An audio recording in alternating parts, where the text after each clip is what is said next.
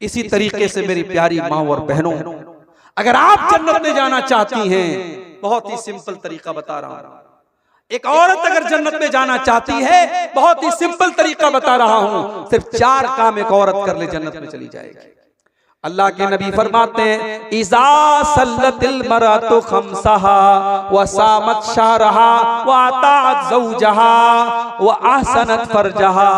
जो औरत 5 टाइम की नमाज की पाबंदी करती है, रमजान का रोजा रखती है, अपने शौहर की खिदमत और इताअत करती है और अपनी शर्मगाह की हिफाजत करती है, दखलत मिन अय्यवाबिल जन्नति शात। ऐसी औरत जन्नत के जिस दरवाजे से चाहे वो जन्नत में जा सकती है। 4 काम सिर्फ एक औरत कर ले, जन्नत की गारंटी अल्लाह के नबी दे रहे हैं। जन्नत के जिस दरवाजे से वो चाहे जन्नत में जा सकती है। इसी तरीके से मेरे प्यारे साथियों, अगर आप जन्नत में जाना चाहते हैं, कभी रात में बैठ करके, कभी तन्हाई में बैठ करके, जब कोई देखने वाला न हो, कोई कैमरा न लगाओ, कोई ऑडियो रिकॉर्डिंग न कर रहा हो, कोई वीडियो न बना रहा हो, रात का अंधेरा हो, आप हैं और आपका कमरा है और आपके गुनाहों की स्याही है, अल्लाह की बारगाह में अपने हाथ फैलाइए और अपने गुनाहों को याद करके अल्लाह से माफी मांगिए। वो जो कतरे आपकी आंखों से निकलेंगे मेरे प्यारे साथियों, अल्लाह के नबी फरमाते हैं, ऐनानि ला तमस्सुहुमुन नार। 2 आंखें ऐसी हैं जो कभी जहन्नम में नहीं जाएंगी। ऐनुन बकत मिन खशियतिल्लाह। एक वो आंख जो अल्लाह के खौफ से रोती है, जिससे आंसू निकलते अल्लाह के खौफ से, वो आंख कभी जहन्नम में नहीं जाएगी। और एक वो आंख, वो ऐनुन बातत तहरुसु फी सबीलिल्लाह, अल्लाह के रास्ते में चौकीदारी कर रही है, सरहदों की हिफाजत कर रही है। उस आंख वाले को भी अल्लाह ताला जहन्नम में नहीं डालेगा। 2 आंखों को अल्लाह ताला जहन्नम में नहीं डालेगा। अगर हम और आप जन्नत में जाना चाहते हैं, अपनी आंखों को कभी अल्लाह के खौफ से अपनी आंखों में हम आंसू भी ले आए मेरे भाइयों। वो आंसू जो अल्लाह के लिए बहेंगे, वो आंसू भी हमें जन्नत में लेकर के इंशाअल्लाह जाएंगे। और इसी तरीके से अगर आप जन्नत में जाना चाहते हैं, तो मेरे प्यारे साथियों, शरीयत ने एक काम और बताया है कि हमेशा सच्चाई का साथ दो, हमेशा सच्चाई का साथ दो, सच बोलो और सच लोगों का साथ दो। अल्लाह के नबी फरमाते हैं, अलैकुम बिस्सिद्क़ि फ़इन्न सिद्क़ यहदी इलल जन्ना।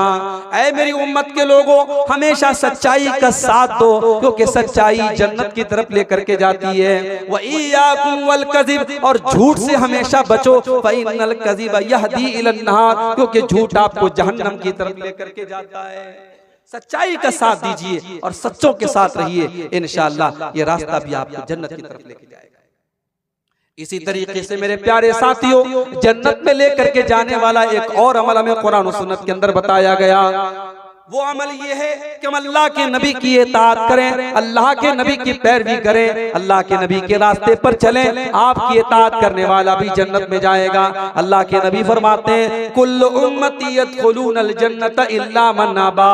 मेरी उम्मत के सारे लोग जन्नत में जाएंगे, मगर वो लोग जन्नत में नहीं जाएंगे जिनको जन्नत में जाना मंजूर नहीं है, जो जन्नत में जाने से इनकार कर देंगे। सहाबा ने कहा, अल्लाह के नबी वो कौन से बदनसीब लोग होंगे जो जन्नत में जाने से इनकार कर देंगे? आपने फरमाया, मन आतानी दखलल जन्ना, जो मेरी इताअत करेगा वो जन्नत में जाएगा। व मन आसानी फक़द अबा, और जो मेरी नाफरमानी करेगा वो जहन्नम में जाएगा। जो मेरी नाफरमानी करेगा समझो वो जन्नत में जाने से इनकार कर रहा है। मेरे प्यारे साथियों, आज कितने मुसलमान हैं, उनके सामने नबी की हदीस पढ़ के सुना दो, उनके सामने बुखारी की रिवायत पढ़ के सुना दो, उनके सामने अल्लाह के नबी का अमल पढ़ के सुना दो। वो कहते हैं, साहब बात तो सही है, हदीस तो सही है, रिवायत तो सही है, मगर हम अपने बाप दादा का तरीका नहीं छोड़ सकते, हम अपने पीर साहब का तरीका नहीं छोड़ सकते, हम अपने बुजुर्गों का तरीका नहीं छोड़ सकते।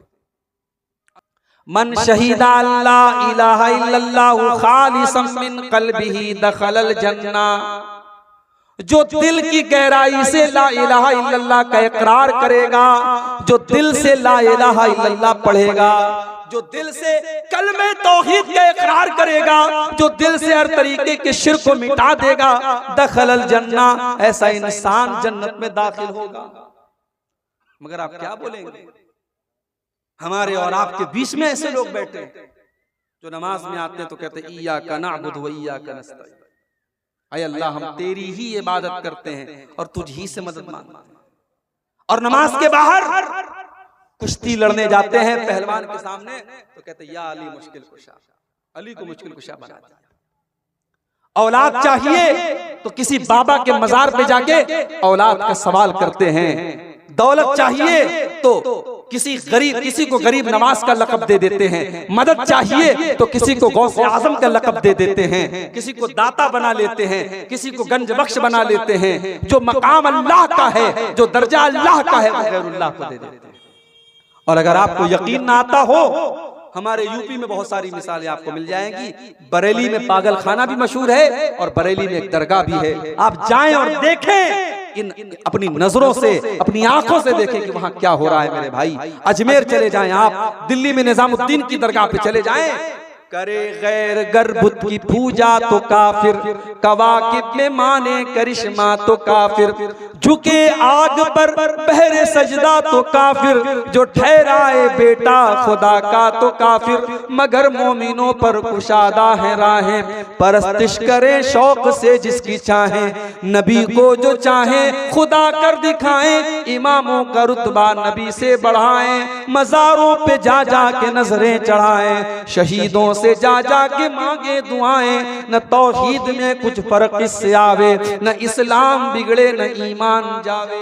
ये मौलाना हाली का शेर है। उन्होंने आज से 100 साल पहले कहा था 2023 आ गया, हम चांद पर पहुंच गए, मगर मुसलमानों की सोसाइटी और समाज में आज भी ये तमाम चीजें हो रही हैं मेरे भाइयों। जब हम शिर्क करेंगे, जब अल्लाह की तौहीद के साथ गद्दारी करेंगे, जब हम गैरुल्लाह के नाम पे बकरे ज़बा करेंगे, गैरुल्लाह के नाम पे मुर्गे ज़बा करेंगे, जब अपने बच्चों को लाल काले पीले तावीज़ पहनाएंगे, जब हमारी तौहीद गड़बड़ होगी तो अल्लाह की मदद कहां से आएगी। अल्लाह के नबी कह रहे हैं जो तौहीद पर रहेगा जन्नत उसको मिलेगी। और एक बात और नोट कर लीजिए, सिर्फ तौहीद पर रहना काफी नहीं है, आखिरी दम तक तौहीद पर रहना ये जरूरी है। सारी जिंदगी इंसान तौहीद पर रहा, मरने के पहले उसने शिर्क कर लिया और बगैर तौबा किए उसका इंतकाल हो गया।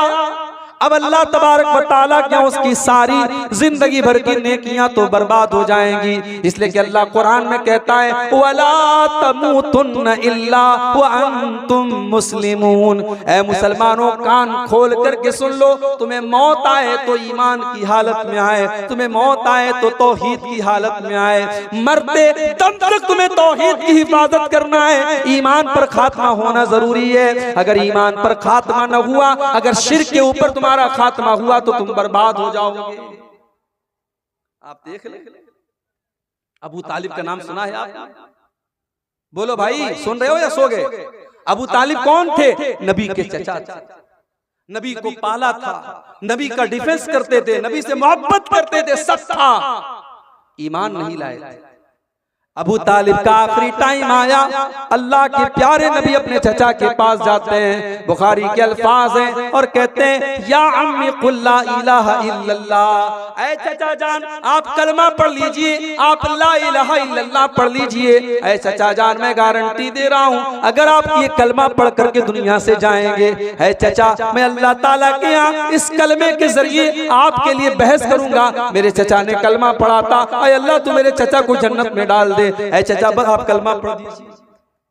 अल्लाह के नबी अपने चचा को कलमा पढ़ने के लिए प्रेशर डाल रहे हैं, आप उनके ऊपर दबाव डाल रहे हैं। और वहीं पर अबू लहब भी बैठा था, वहीं पर अब्दुल्लाह इब्न उमैया भी बैठा था, ये दोनों गुरु घंटाल भी बैठे थे।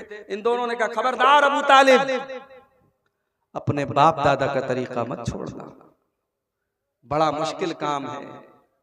अभी मेरा प्रोग्राम था इसी बिहार में, एक जगह पड़ती है जहानाबाद, जहानाबाद के आगे गांव है, गांव का नाम है डिबरी, बड़ा पिछड़ा हुआ इलाका है।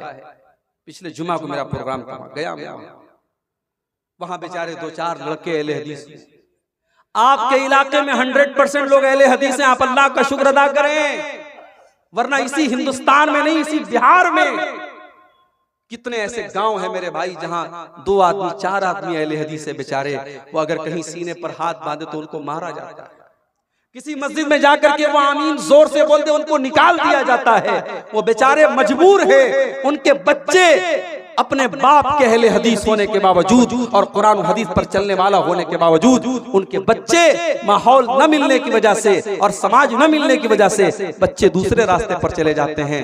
मेरे भाइयों, आपकी बिरादरी शेरशाहबादी बिरादरी में आज अल्हम्दुलिल्लाह अगर 100% आप कुरान और हदीस पर चलने वाले हैं तो बहुत बड़ी नेमत है। इस नेमत पर आप अल्लाह का जितना शुक्र अदा करें। वो गांव वहां 2-4 लोग बेचारे अहले हदीस और बाकी लोग सब वही पुराने बाप दादा के ढर्रे पे चले आए। मुहर्रम पर ताजिया निकल रहा है, रबीउल अव्वल में जुलूस निकल रहा है, मज़ारों पर सजदा भी हो रहा है, जिहालत फैली हुई है। मैंने वहां तकरीर की, तकरीर के बाद जब जाने लगा तो एक आदमी आया, बोला मौलाना आपकी बात बिल्कुल सही है, आपकी बात सारी बातें बिल्कुल सही हैं, मगर हमने बाप दादा को जो करते हुए देखा है उसे छोड़ना बहुत मुश्किल काम। बाप दादा जो करते चले आए उस काम को छोड़ना आसान काम नहीं है मेरे भाइयों, उसके लिए बड़ी हिम्मत की जरूरत है। अल्लाह के नबी अपने चचा को समझा रहे हैं और उधर से वो दोनों प्रेशर डाल रहे हैं कि अबू तालिब अपने बाप दादा का तरीका मत छोड़ना।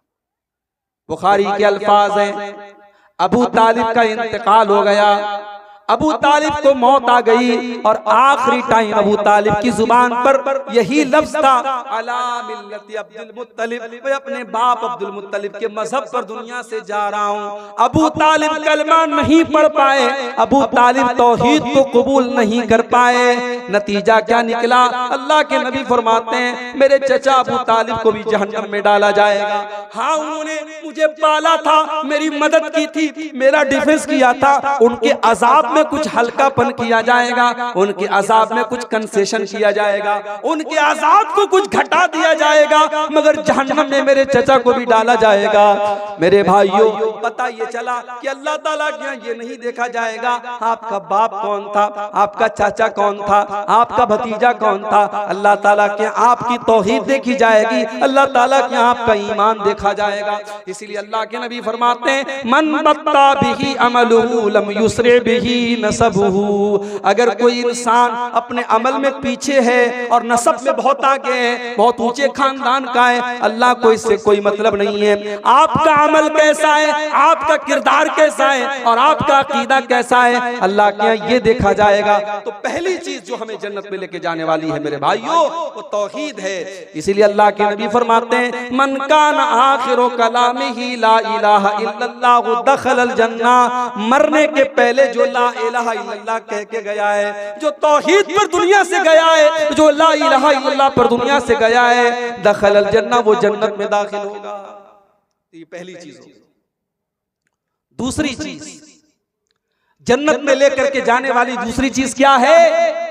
हजरत अबू हुरैरा कहते हैं, तिरमिज़ी की रिवायत है, हजरत अबू हुरैरा कहते हैं कि अल्लाह के रसूल से पूछा गया, आय अल्लाह के नबी अन अक्सर मा युदखिलुल जन्ना, सबसे ज्यादा जन्नत में कौन सी चीज लेकर के जाएगी? आपने फरमाया तक़वल्लाहि व हुस्नुल खुल्क। आपने फरमाया दो चीजें सबसे ज्यादा जन्नत में लेके जाएंगी, एक अल्लाह का तकवा और एक अच्छे अखलाक। और आज इन्हीं दोनों चीजों की बड़ी कमी है और हम अहले हदीसों में ज्यादा कमी है।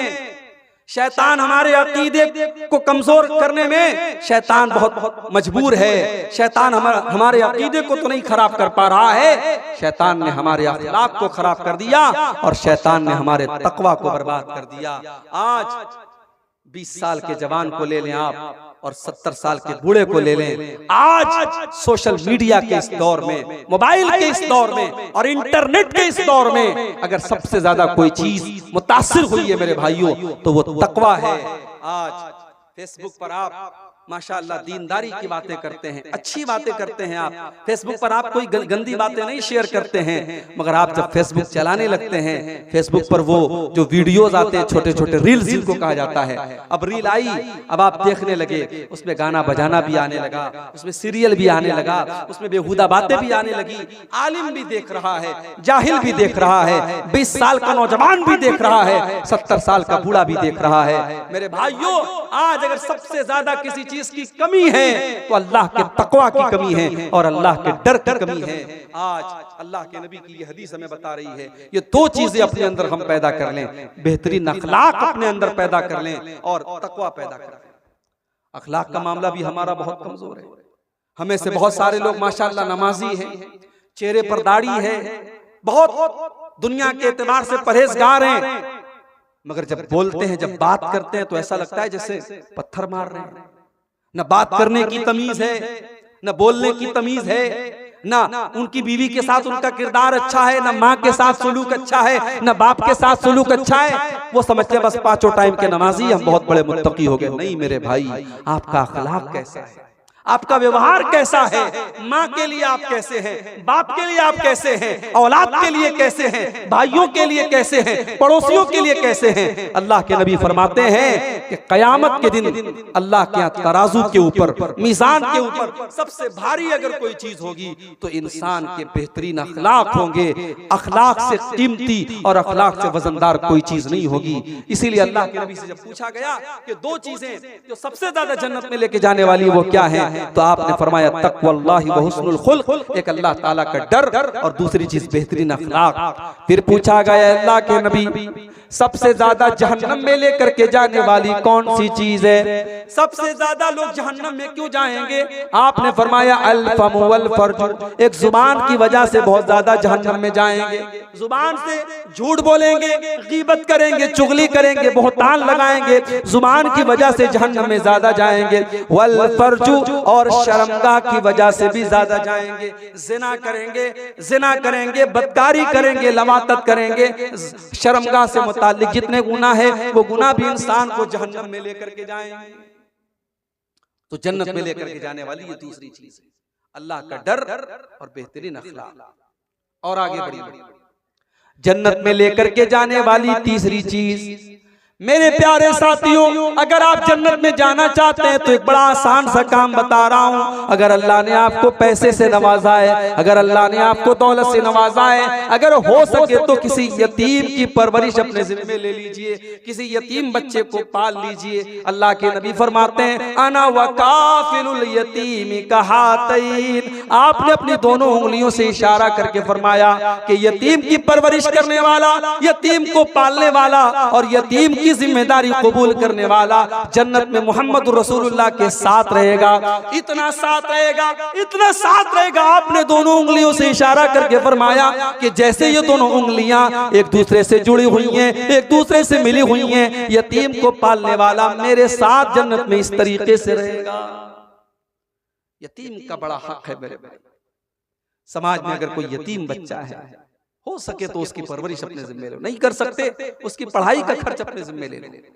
कितने बच्चे हैं बेचारे यतीम हैं, पढ़ने में बड़े टैलेंटेड हैं, मदरसे की फीस नहीं दे पा रहे हैं, और कौम के पास बहुत पैसा है, अपने फालतू कामों के लिए, अपने हराम कामों के लिए बहुत पैसा है।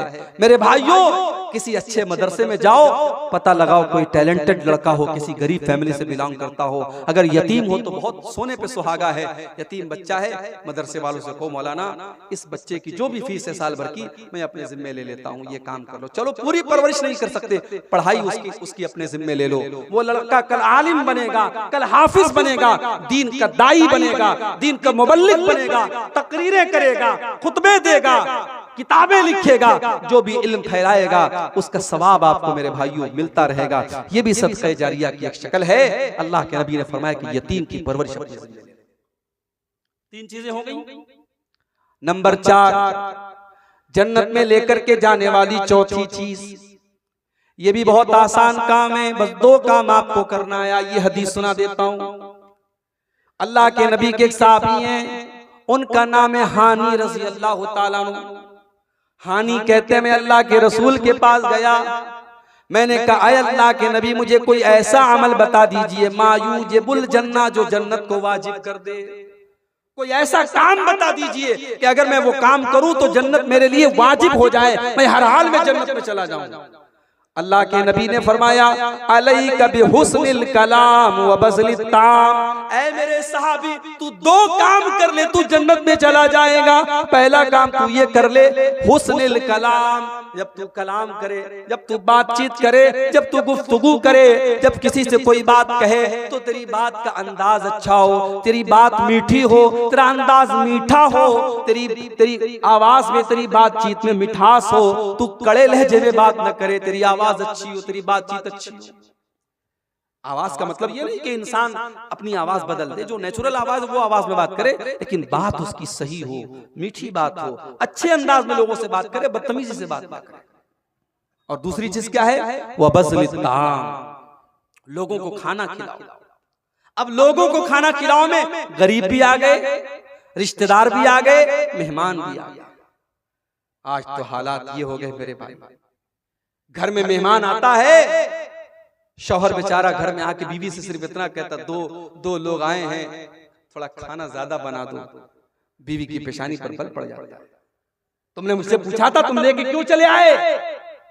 बीवी को 4 रोटी ज्यादा बनानी पड़ गई, कुछ चावल ज्यादा बनाने पड़ गए, कुछ दाल ज्यादा बनानी पड़ गई, कुछ गोश्त में उसको मसाला ज्यादा डालना पड़ गया। बीवी तैश में आ गई, तुमने बगैर मुझसे पूछे मेहमान को क्यों बुलाया? और एक नबी का दौर है मेरे भाइयों, अल्लाह के नबी के पास एक सहाबी आते हैं, अल्लाह के नबी बड़ा भूखा हूँ, खाना खिला दीजिए। आपने अपने घर में पूछवाया, आपकी तमाम बीवियों ने कहा हमारे पास तो अपने खाने के लिए, हम मेहमान को कहां से खिलाएं?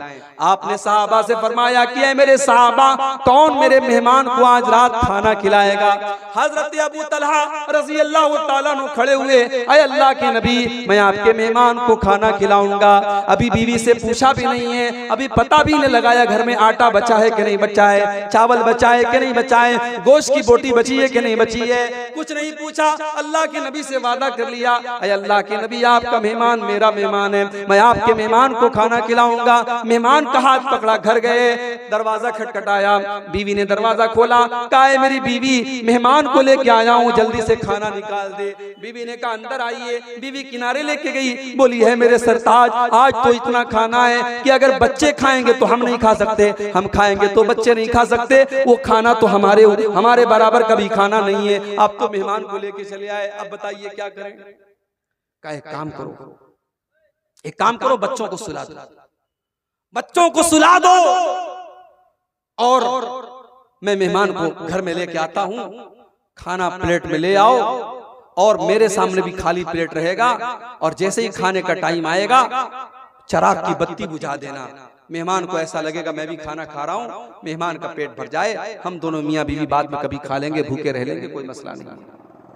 मेरी प्यारी माओ बहनों, आज चिराग लेके ढूंढो, ऐसी बीवियां नहीं मिलेंगी, ऐसी औरतें नहीं मिलेंगी। हजरत अबू तलहा मेहमान को घर में लेकर के आए, मेहमान के सामने खाना रख दिया, अपने सामने खाली प्लेट रख दिया, और चिराग की बत्ती को खाने के टाइम बुझा दिया, और झूठ मूठ अपना मुंह चलाने लगे। मेहमान समझा कि ये लोग भी खाना खा रहे हैं, मेहमान ने पेट भर के खाना खा लिया।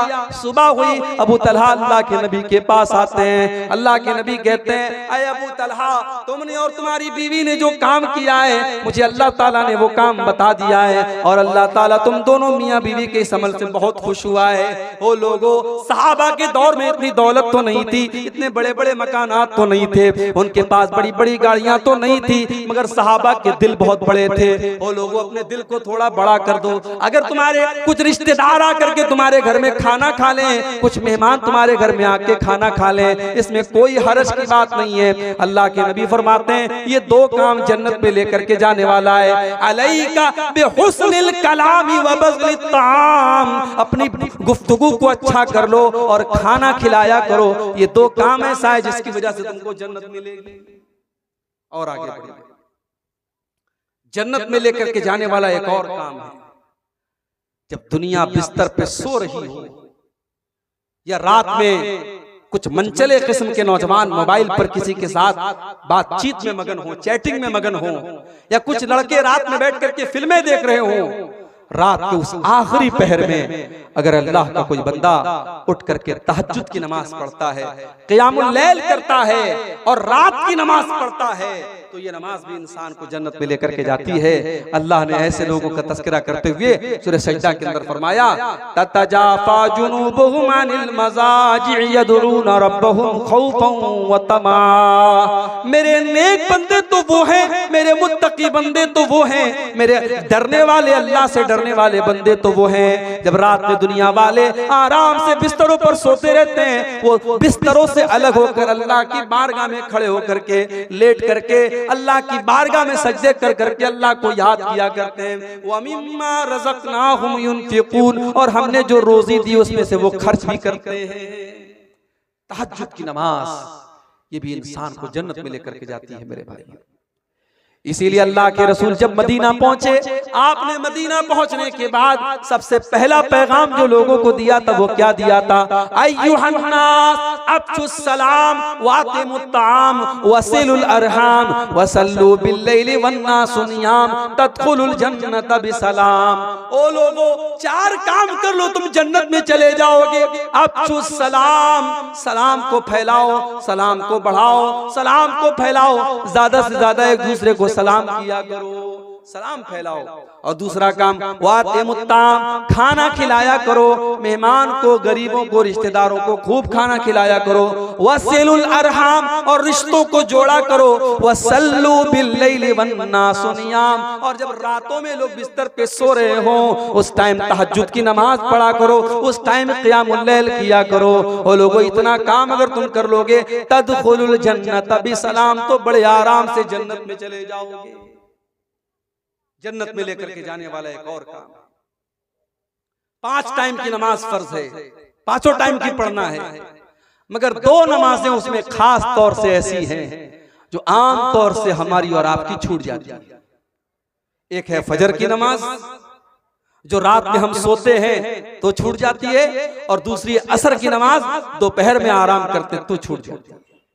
इन 2 नमाजों को जो पाबंदी से पढ़ेगा, मन सल्लल बरदैनी दखलल जन्ना, अल्लाह के नबी फरमाते हैं 2 ऐसी नमाजें हैं जो ठंडे टाइम में पढ़ी जाती हैं, एक फजर की नमाज, एक असर की नमाज। ये 2 ठंडी नमाजों को जो पाबंदी से पढ़ेगा, इसका मतलब ये नहीं कि बाकी 3 को छोड़ देगा, चूंकि ये दोनों नमाजें ज्यादा अहम हैं और ज्यादा आम तौर से इन दोनों नमाजों में गफलत होती है। इसलिए अल्लाह के नबी फरमाते हैं इन 2 नमाजों को जो पाबंदी से पढ़ेगा वो जन्नत में जाएगा।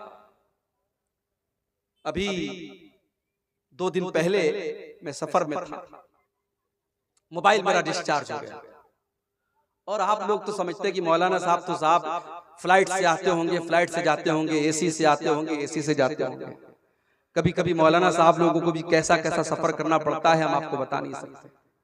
2 दिन पहले मैं कलकत्ता से बर्दमान से घर जा रहा था, बनारस जा रहा था, और इत्तेफाक देखिए ट्रेन का टिकट मैंने बनाया था, एसी का टिकट बनाया था, लेकिन चूंकि अभी हमारे गैर मुस्लिम भाइयों के त्योहार का सीजन चल रहा है, ट्रेनों में बहुत रश चल रहा है, टिकट मेरा कंफर्म नहीं हुआ, टिकट कंफर्म नहीं हुआ। अब साहब सिस्टम आप जानते हैं, अगर ऑनलाइन टिकट बनाया है आपने और टिकट कंफर्म नहीं हुआ तो इसका मतलब कि आपका वो टिकट कैंसिल हो जाएगा और अब आप विदाउट टिकट करें। अब मुझे जाना भी जरूरी था, मेरा बहुत जरूरी काम था बनारस में। मैंने सोचा चलो भाई टीटी से बात करता हूं। मैंने जनरल टिकट खरीदा, टीटी से मिला, मैंने कहा टीटी साहब मुझे बनारस मुगल सराय तक जाना है, कोई सीट आप मुझे एसी 3rd क्लास में, एसी 2nd में, एसी 1st क्लास में, जितना भी पैसा लगे मैं देने के लिए तैयार हूं। टीटी ने कहा भाई साहब कहीं कोई जगह नहीं, पूरी ट्रेन फुल है, मैं आपको कहीं कोई सीट नहीं दे सकता। ट्रेन के अंदर एसी डब्बे के अंदर सीट खाली थी, मैं बैठा, टीटी ने बाहर कर दिया, नहीं आप अंदर नहीं बैठ सकते, आपके पास टिकट नहीं है, ये सारी सीटें रिजर्व हैं, आप अंदर नहीं बैठ सकते। ट्रेन के बाहर जो दरवाजे के पास जहां बेसिन लगा होता है और जहां लेटरिन के दरवाजे होते हैं, पूरी रात मैंने वहीं पर बैठ करके पूरी रात गुजारी मेरे भाई। और मोबाइल में मेरे इत्तेफाक से चार्जिंग भी नहीं थी, मोबाइल भी डिस्चार्ज था, मैं किसी से कोई बात भी नहीं कर सकता था। तो वो रात मेरे लिए बड़ी भारी गुजरी। एक तो तकलीफ जो थी हुई, रात भर वहां दरवाजे के पास जो बैठना पड़ा, वहीं लेटना पड़ा, वो तो जो तकलीफ हुई। मोबाइल आज हमारी जरूरत बना है। अगर मोबाइल स्विच ऑफ है, मोबाइल बंद है, तो इंसान ऐसा लगता है कि साहब इस दुनिया में बिल्कुल यतीम हो गया है। इतना ताल्लुक हो गया हमारा मोबाइल से, इतना जुड़ाव, इतना कनेक्शन हो गया हमारा मोबाइल से। मेरे प्यारे नौजवान साथियों, आज 1 घंटा भी अगर आपका मोबाइल डिस्चार्ज हो जाए तो आप बेचैन हो जाते हैं। न जाने किसकी कॉल आई होगी, न जाने किसका मैसेज आया होगा, और 1 घंटा भी आप मोबाइल के बगैर नहीं रह सकते हैं। लेकिन 24 घंटे में 5 मरतबा जो अल्लाह ताला के साथ आपका कम्युनिकेशन होता है, जो अल्लाह ताला के साथ आपकी बातचीत होती है, जो आप अल्लाह ताला की बारगाह में खड़े होकर के अल्लाह से बातचीत करते हैं, हमारी 5 टाइम की नमाजें छूट जाती हैं और हमें कोई फर्क नहीं पड़ता है। हमारे कानों पर कोई जू नहीं रेंगती है, हमारे ऊपर कोई फर्क नहीं पड़ता है। मेरे प्यारे साथियों, अल्लाह के नबी फरमाते हैं जिसकी असर की नमाज छूट जाए फकअन्नमा वुतिरा अहलुहु व मालुहु, वो इतने बड़े नुकसान में पड़ गया, समझो उसके अहल वयाल खतरे में चले गए, उसका माल खतरे में चला गया, समझो उसका बहुत बड़ा नुकसान हो गया जिसकी असर की नमाज चली गई। इतनी अहमियत है असर की नमाज की। मेरे प्यारे साथियों, नमाज की पाबंदी करो और खास तौर से फजर और असर की नमाज की पाबंदी करो। ये दो नमाजें हमें जन्नत में लेकर के जाएंगी।